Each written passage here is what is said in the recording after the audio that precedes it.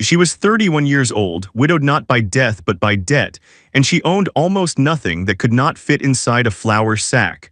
The law firm in Harlan County had taken the house. Her late husband's kin had taken the livestock. A distant cousin had quietly walked off with the good china while Clara Austin was still too numb to stop him. What remained when the last creditor's wagon rolled away from the property she had kept for 7 years was $42 and a handwritten notice pinned to a courthouse board in the town of Merritt Hollow, Missouri, in the autumn of 1887. The notice described a parcel being sold at auction the following Thursday. A small stone cottage sitting on 3 acres of abandoned orchard land east of town. No working well, no repaired roof, no livestock, last occupied 7 years prior. The auctioneer opened the bidding at $10 and received, for the longest moment, absolute silence. A few men in the crowd laughed. One woman turned away. The thing sold to Clara Austin for $11, and the men who laughed did not bother to watch her count out the coins. They could not have known, and neither could she, that inside the rafters of that hollow little cottage, wrapped in oilcloth and tucked between 2 crossbeams as though the house itself had been holding its breath, was the last letter a man had ever written her, a letter she had never received, a letter that proved the greatest love of her life had never, not for a single day, abandoned her. Settle in and let us tell you the story of Clara Austin. Before we go further, if you have ever found something ordinary that turned out to carry more meaning than you could have imagined, leave a word in the comments below. We would love to hear it.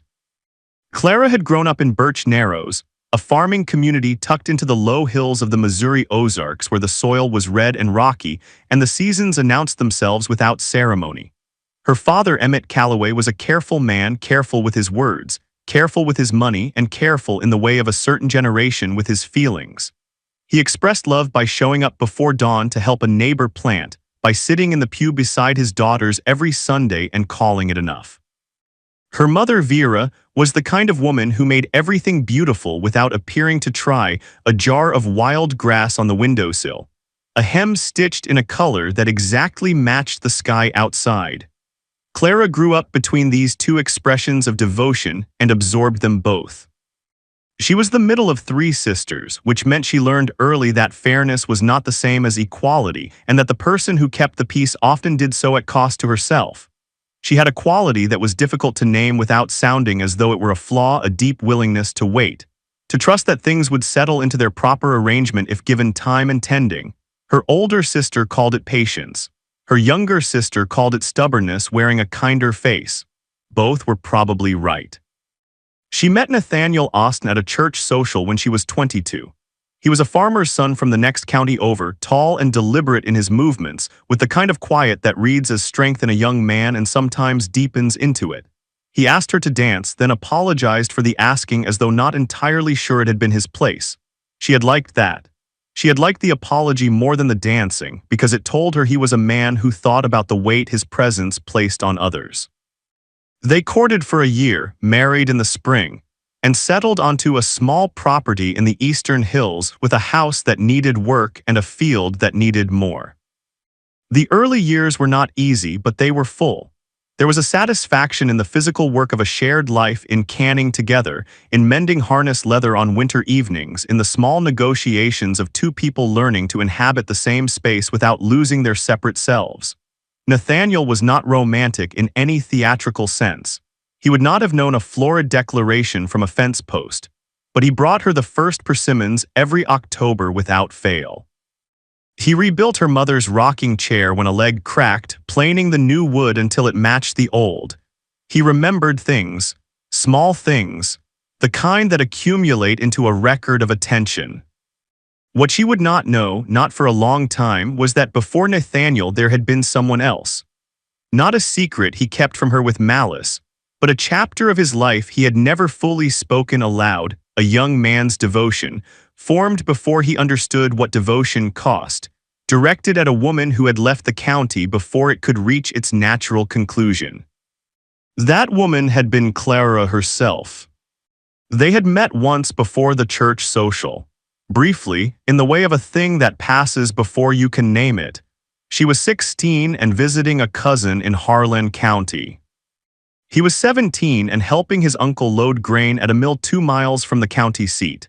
They had exchanged exactly 9 words across a split-rail fence.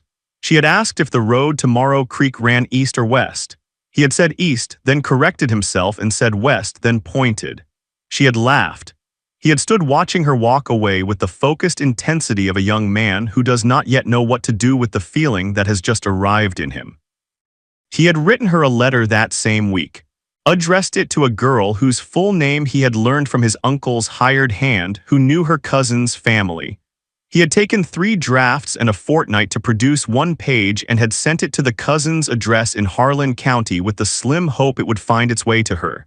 It had not. The cousin had moved.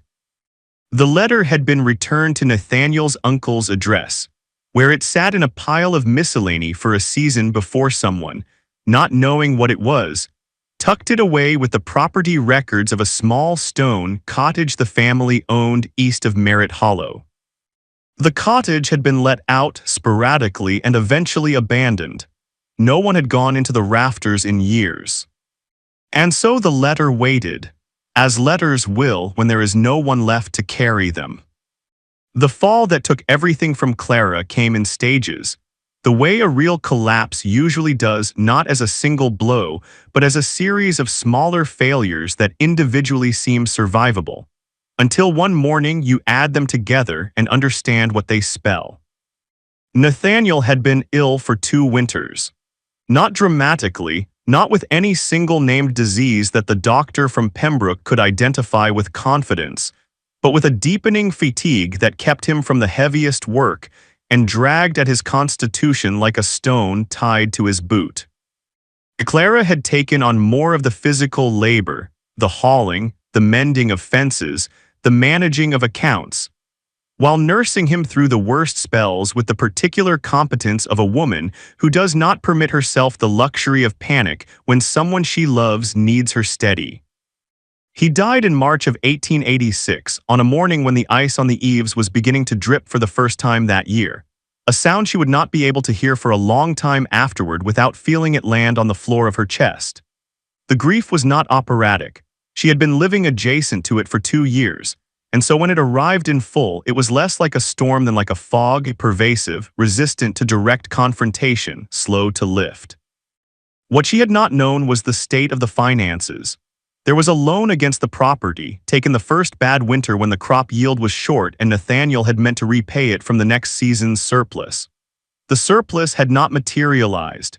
He had taken a second, smaller loan from a man in Merritt Hollow named Gerald Fitch, who was not unkind but was exacting, and who had extended more grace than was strictly customary. By the time Clara sat down with the papers after the funeral, the picture was unmistakable. The land and house, her home of 7 years, was not hers to keep. Nathaniel's family came from 2 counties over.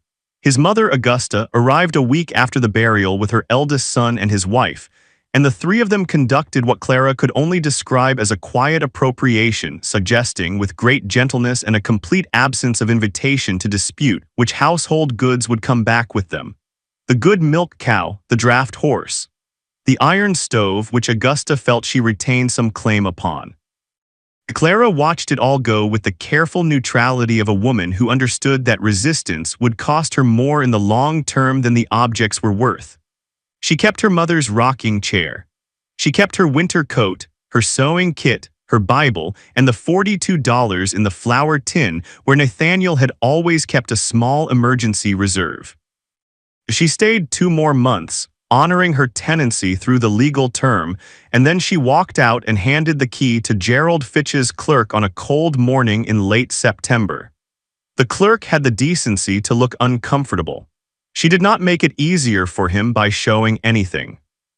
She took a room in Merritt Hollow at the widow Hatch's boarding house, where the walls were thin and the meals plain and the other boarders polite in the way of people who understand that politeness is the minimum required to share a table with strangers. She was not unhappy. She was emptied out, which is different, and she was trying to find the bottom of it so she could begin building back up from there. It was the widow Hatch herself who mentioned the auction in the absent way of a woman reading courthouse notices aloud over coffee. A parcel east of town, she said, 3 acres, old orchard. Stone cottage, not much to it, going for nearly nothing because nobody wanted the upkeep. And Clara set down her cup. She looked at the notice.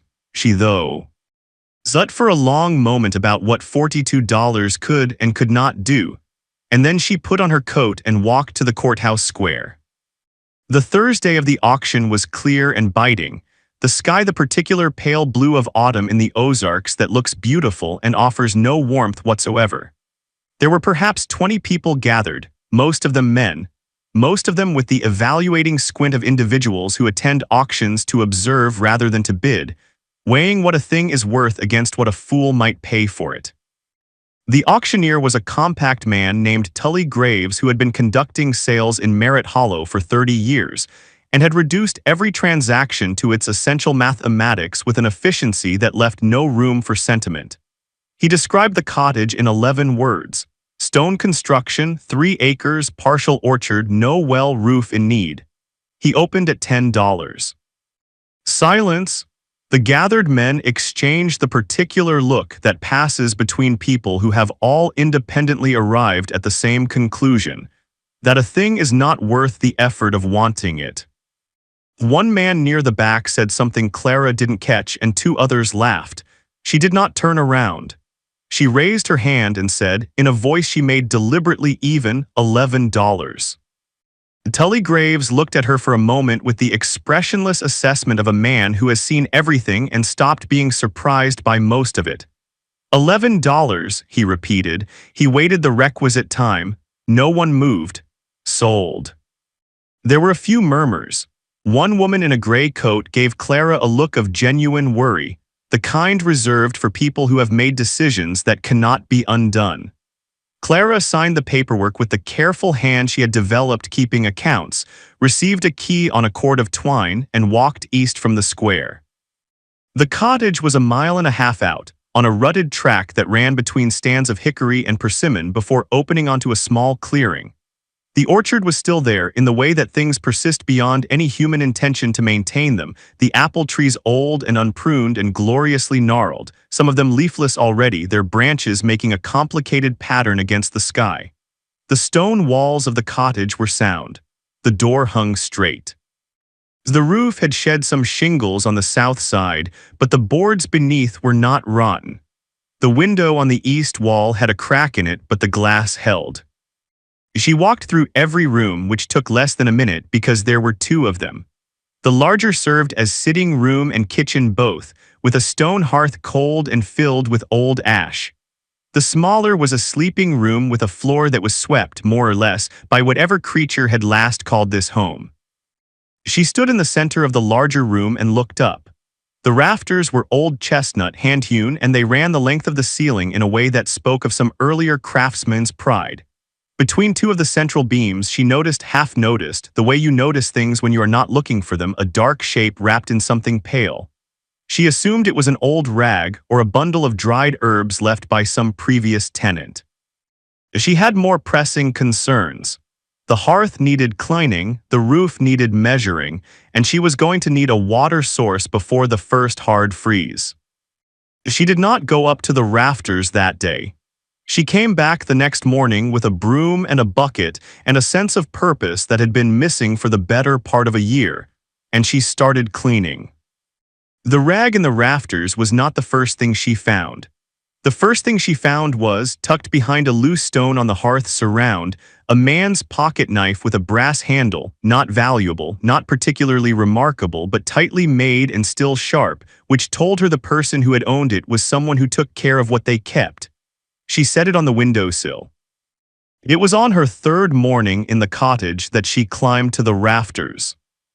She had borrowed a ladder from the widow Hatch's neighbor, a practical man named Silas who expressed no curiosity about her reasons for needing it.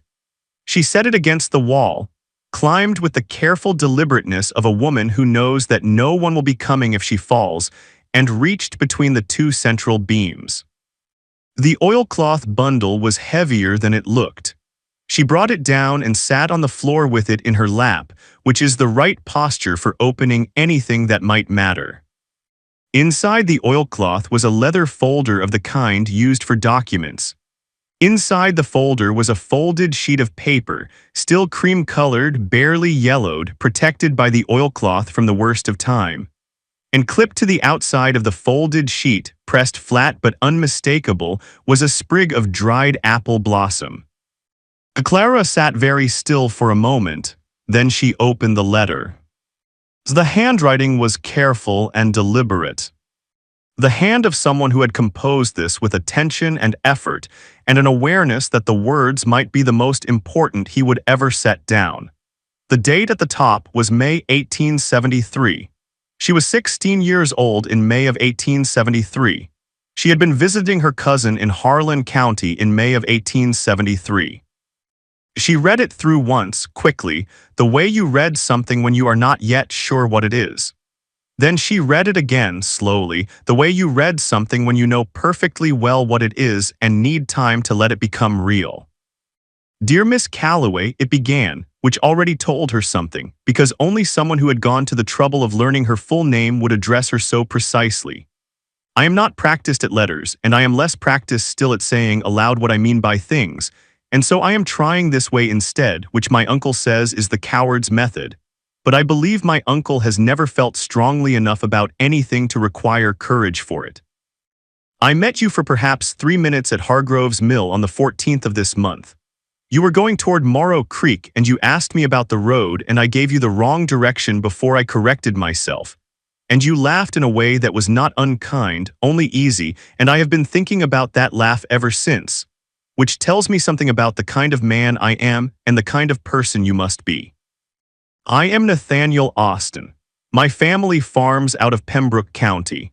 I am 17 years old and I have no particular claims to distinction.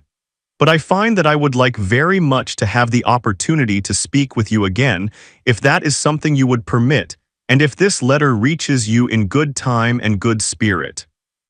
There is an apple tree at the edge of my uncle's property here, the cottage he keeps east of Merritt Hollow, which I am currently helping him repair for the summer letting, and I cut the blossom from it this morning because it seemed like the only honest thing I could think to offer. Everything else I might say feels borrowed from somewhere. This, at least, is just itself. If you see fit to write back, I will take that as an extraordinary kindness. If you do not, I will understand, and I will spend a longer time than is probably sensible thinking about the road to Morrow Creek. With sincere regard, Nathaniel Austin. Clara sat on the floor of the cottage for a long time. Outside, the unpruned apple trees moved in a wind she couldn't hear from inside. The light through the east window, cracked but holding, lay in a pale bar across the floorboards. She had married this man. She had shared his life for 7 years, had watched him diminish and cared for him through it, had grieved him with the full weight of what had been between them, and she had never known that they had begun. Not with the church social and the uncertain dance as she had always believed, but here in this orchard with a letter that had gone astray and a sprig of apple blossom that had waited 14 years in the rafters of a house that had ended up, somehow, in her possession for $11. She thought about the persimmons he brought her every October. She thought about the rocking chair. She thought about the way he had apologized for asking her to dance, as though uncertain of his right to want. She thought he came back to her eventually, just not the way either of them knew.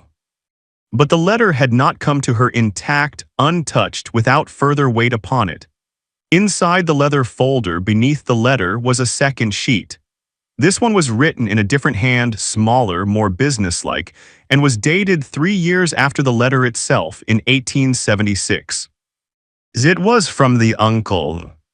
Returned, it read, address no longer current, kept with the property records as unclaimed correspondence. N has not asked after it, and I judge it better not to speak of it.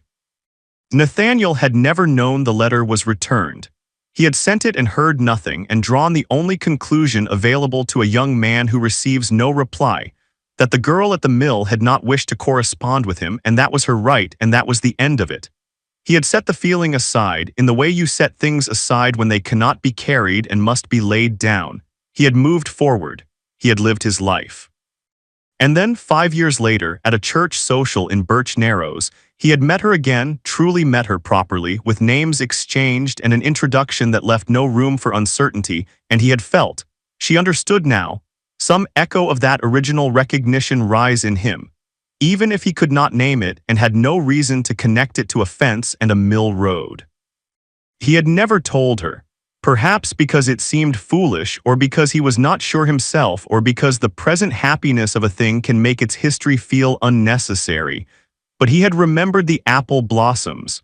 She was certain of that now, every October the persimmons and every spry. She understood this now with a clarity that made her press the letter against her chest. Every spring he planted apple trees. Not many, one each year quietly at the edge of their property. She had assumed it was simply something he wanted to grow. She had not asked him why. She knew whys now. The complication arrived, as complications often do, in the shape of a person with reasons of her own. Her name was Dorothea Fitch, and she was Gerald Fitch's daughter, and she was not malicious. It was important later for Clara to be honest about this, but she was thorough. She had grown up watching her father keep the county's books with a merchant's precision and had inherited his conviction that a clear record was a kind of moral virtue. She came to the cottage on a Wednesday in October, just over a month after the auction, and knocked with the confident rap of someone who has appointed herself to a task. The task, as Dorothea explained it while Clara poured the only tea she had in the house, was to account for the property records of the cottage, which had been part of a larger parcel belonging to the Austen family's Pembroke holdings before being divided and eventually assigned to the Merritt Hollow Court's auction inventory. In the process of tracing this lineage, Dorothea had discovered a detail she believed, in good conscience, Clara ought to know. The cottage, Dorothea said, had been left to Nathaniel Austen specifically in his uncle's will of 1881, not to the general estate, but to Nathaniel alone by name. The uncle had added a condition, that in the event of Nathaniel's death before the property was transferred, it would pass to his surviving spouse. Clara looked at her very steadily. The clerk sold it at auction. Dorothea nodded. The clerk did not read the will carefully, or if he did, he chose a simpler resolution. She paused. It is my father's opinion, and I share it, that the $11 should be returned to you, and that the property is, in fact and in law, already yours. It was yours from the day Nathaniel died. Clara sat with this for a long moment. Through the east window she could see the nearest row of apple trees bare now, their shapes precise against the gray October sky. "Why are you telling me this?" Clara asked, not with suspicion but with genuine inquiry, because she had found it useful in her life to understand what motivated people.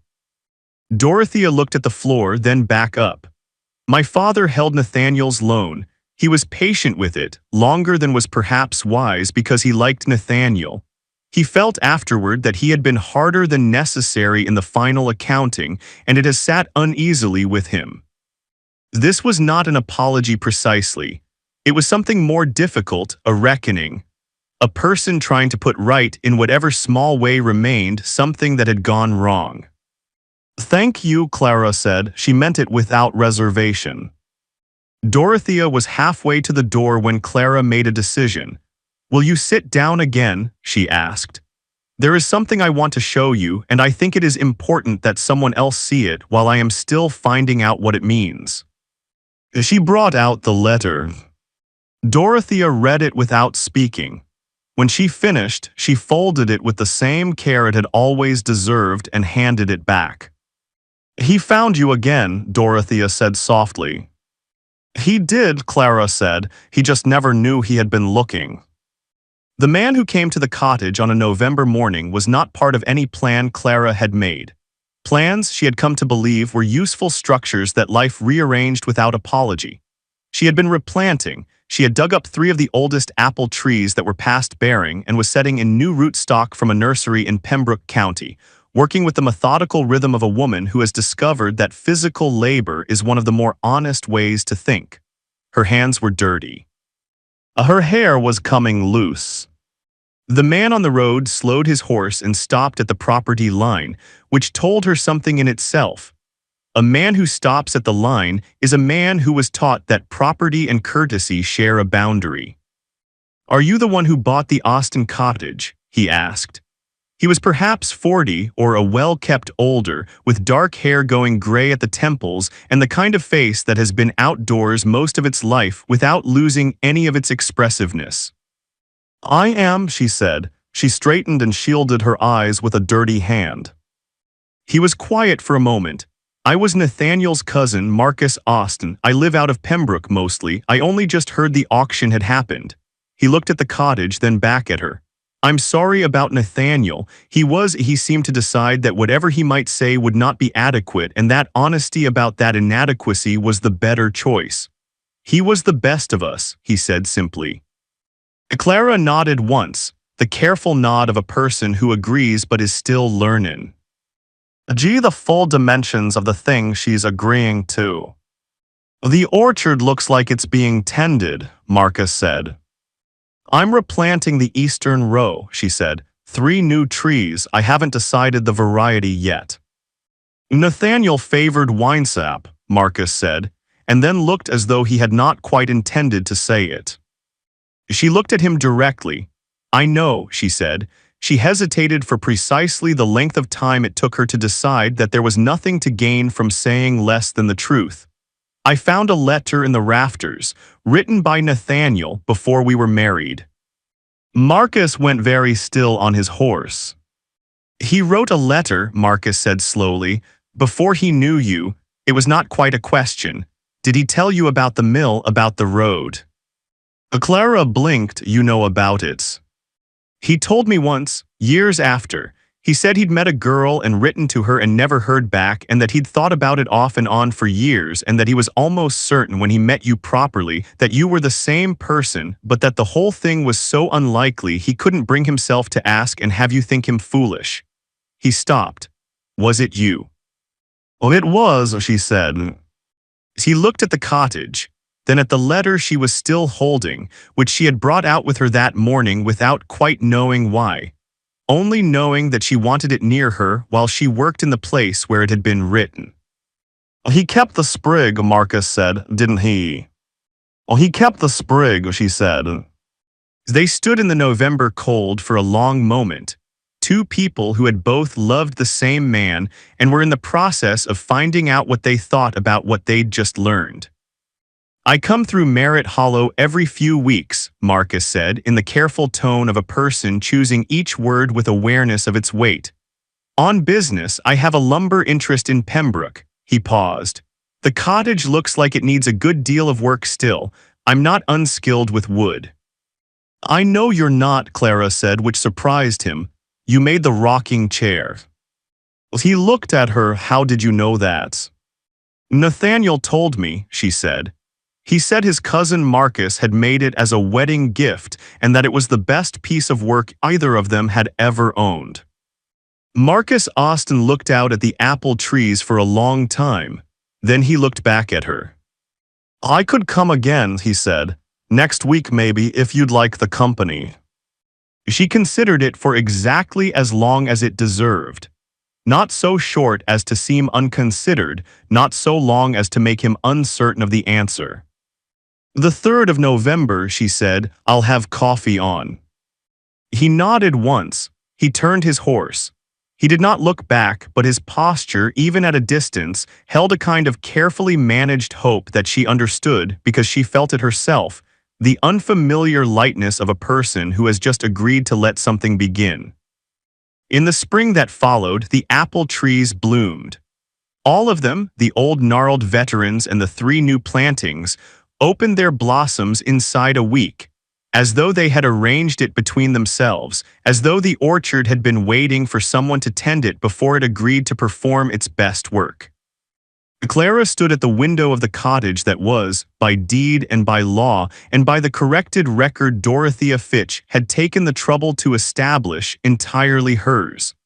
She held a cup of coffee she had not yet drunk. She was watching Marcus Austin work on the south roof, which he had been systematically repairing through the winter months, coming every week on the 3rd as she had said, and sometimes on other days as well when the weather was good and the drive from Pembroke seemed less formidable than usual, or so he said.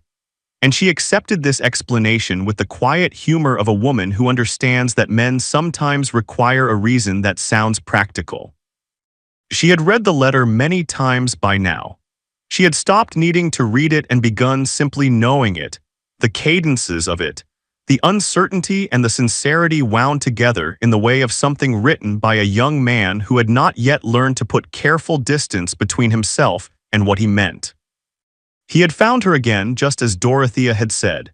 He had found her and spent 7 years walking beside her, planting an apple tree each spring, bringing her persimmons in October, rebuilding her mother's chair, and he had been in every way available to a quiet and undemonstrative man, trying to give her something that approximated what he had sent in that first letter, and believed she had declined. She had not declined. And so his whole devotion had proceeded in an unacknowledged privacy, given without expectation of being recognized, while she received all of it without knowing its full name. It seemed to her standing at that window that there was something extraordinary in the mathematics of it, that a love could be this patient, that it could travel from a T-rail fence to a letter to a rafter to an auction to a woman's hands, over 14 years and the full arc of a life, and arrive still legible. Marcus came down from the roof for coffee at noon. He sat in the chair by the hearth, warm now, always warm since he had cleaned the chimney in October, and told her something about a timber contract, and she told him about the new well she was planning for the south corner of the orchard.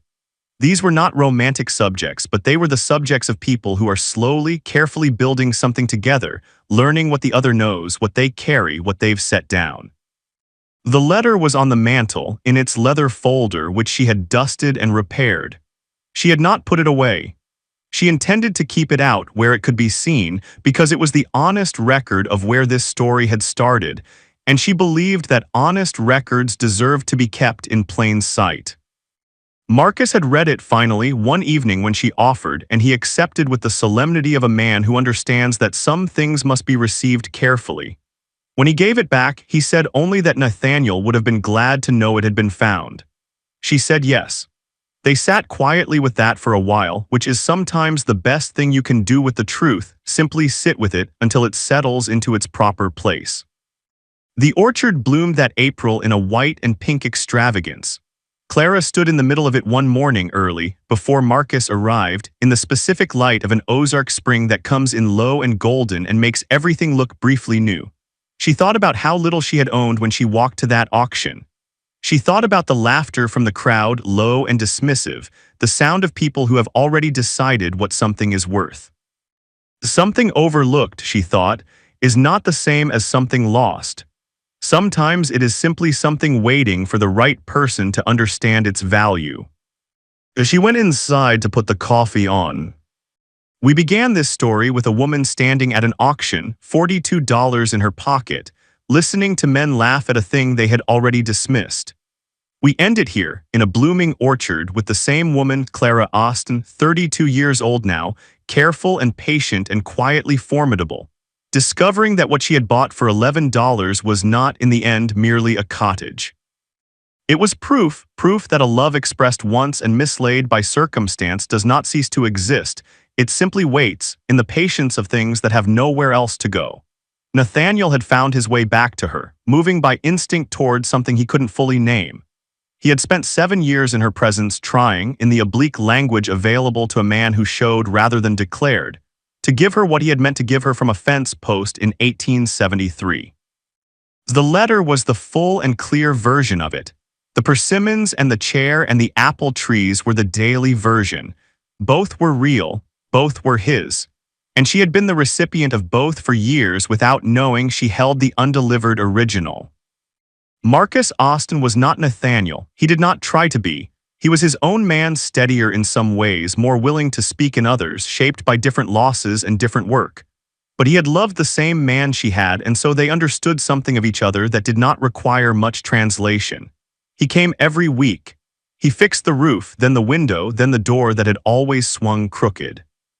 He asked about the well and about the orchard and eventually about her family in Birch Narrows, the things she hoped for when she allowed herself to hope. She told him she found that she could. The patience she had always carried had clarified into something more precise, less about waiting for what might come and more about tending what was already here carefully, without forcing it toward a shape it hadn't yet chosen. The cottage had been laughed at. It had been dismissed and undervalued and left to accumulate seasons in an empty field. It had been sold for $11 and a room full of indifference. And from its rafters, wrapped in oilcloth and crowned with a dried apple blossom, love had returned not as a ghost or a grief, but as a living, unfinished thing that had simply been waiting for someone patient enough to climb up and bring it home. Thank you as always for spending this time with us. If this story reached something in you, the apple blossoms, the letter in the rafters, the $11, or simply the idea that some things circle back when we least expect them, we hope you'll share it with someone who needs to hear it today.